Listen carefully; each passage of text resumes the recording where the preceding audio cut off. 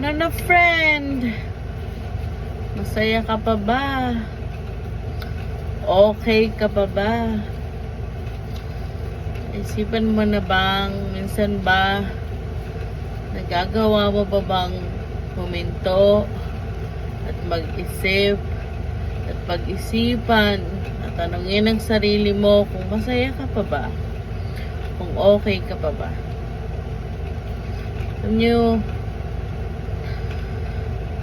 sobrang busy natin palagi sa buhay. Kaya I think napaka-importante rin na huminto paminsan-minsan.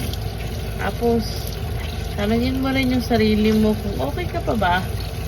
Kung masaya ka pa ba? Kung kaya pa ba? Tapos, kung hindi na, magpahinga ka. Okay lang mapagod. Okay lang magpahinga. Kasi kung hindi ka magpapahinga, kung hindi mo amin sarili mo, pagod ka na. Ano ba bang sense ng mundong to? Ano ba bang sense ng nandito tayo sa mundong to? Kung puro na lang iba ang iniintindi natin. Isipin mo rin yung kaligayahan.